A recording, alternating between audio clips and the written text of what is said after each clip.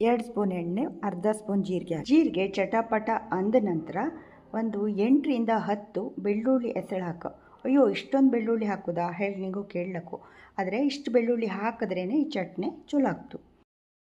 3ರಿಂದ 4 ಬ್ಯಾಡಗಿ ಮೆಣಸಿನ್ಕಾಯಿ. ಬ್ಯಾಡಗಿ ಮೆಣಸಿನ್ಕಾಯಿ ಏನು ಅಷ್ಟು ಖಾರ ಇರ್ತಿಲ್ಲ, ನಿಂಗೆ ಹೋಗ್ಬೇಕಾದ್ರೆ ಗುಂಟೂರು ಮೆಣಸಿನ್ಕಾಯನ್ನು ಹಾಕ್ಲಕ್ಕು.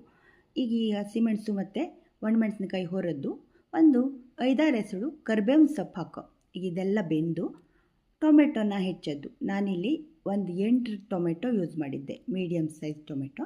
ಈಗ ಇದನ್ನು ಮುಚ್ಚಿಡು. ಇದು ಬೆಂದಾದ ನಂತರ ಇದಕ್ಕೆ ಚೂರು ಹುಣಸೆ ಹುಳಿ, ಟೊಮೆಟೊ ಜೊತೆ ಹುಣಸೆ ಹುಳಿನೂ ಹಾಕೋ, ಅಂದರೆ ಚಲೋ ಆಗ್ತು.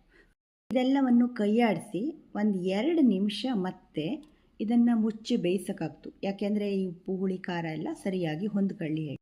ಈಗ ಇದಾದ ನಂತರ ಬೇಯಿಸಿ ಒಂದು ಪಾತ್ರೆಗೆ ಹಾಕಿ ಒಗ್ಗರಣೆ ಹಾಕಿದ್ರೆ 2 ಸ್ಪೂನ್ ಎಣ್ಣೆ, ಅರ್ಧ ಸ್ಪೂನ್ ಜೀರಿಗೆ ಚಟಪಟ ಅಂದ ನಂತರ ಒಂದು 8ರಿಂದ 10 ಬೆಳ್ಳುಳ್ಳಿ ಎಸಳು ಹಾಕೋ.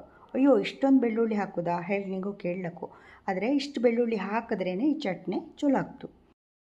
3ರಿಂದ 4 ಬ್ಯಾಡಗಿ ಮೆಣಸಿನ್ಕಾಯಿ. ಬ್ಯಾಡಗಿ ಮೆಣಸಿನ್ಕಾಯಿ ಏನು ಅಷ್ಟು ಖಾರ ಇರ್ತಿಲ್ಲ, ನಿಂಗೆ ಹೋಗ್ಬೇಕಾದ್ರೆ ಗುಂಟೂರು ಮೆಣಸಿನ್ಕಾಯನ್ನು ಹಾಕ್ಲಕ್ಕು. ಈಗ ಈ ಹಸಿಮೆಣಸು ಮತ್ತು ಒಣಮೆಣಸಿನ್ಕಾಯಿ ಹೊರದ್ದು ಒಂದು 5-6 ಎಸಳು ಕರಿಬೇವಿನ ಸೊಪ್ಪು ಹಾಕೋ. ಈಗ ಇದೆಲ್ಲ ಬೆಂದು ಟೊಮೆಟೊನ ಹೆಚ್ಚದ್ದು, ನಾನಿಲ್ಲಿ ಒಂದು 8 ಟೊಮೆಟೊ ಯೂಸ್ ಮಾಡಿದ್ದೆ, ಮೀಡಿಯಮ್ ಸೈಜ್ ಟೊಮೆಟೊ. ಈಗ ಇದನ್ನು ಮುಚ್ಚಿಡು. ಇದು ಬೆಂದಾದ ನಂತರ ಇದಕ್ಕೆ ಚೂರು ಹುಣಸೆ ಹುಳಿ, ಟೊಮೆಟೊ ಜೊತೆ ಹುಣಸೆ ಹುಳಿನೂ ಹಾಕೋ, ಅಂದರೆ ಚಲೋ ಆಗ್ತು. ಇದೆಲ್ಲವನ್ನು ಕೈಯಾಡಿಸಿ ಒಂದು 2 ನಿಮಿಷ ಮತ್ತೆ ಇದನ್ನು ಮುಚ್ಚಿ ಬೇಯಿಸೋಕ್ಕಾಗ್ತು. ಯಾಕೆಂದರೆ ಈ ಉಪ್ಪು ಹುಳಿ ಖಾರ ಎಲ್ಲ ಸರಿಯಾಗಿ ಹೊಂದ್ಕೊಳ್ಳಿ ಹೇಳಿ. ಈಗ ಇದಾದ ನಂತರ ಬೇಯಿಸಿ ಒಂದು ಪಾತ್ರೆಗೆ ಹಾಕಿ ಒಗ್ಗರಣೆ ಹಾಕಿದ್ರೆ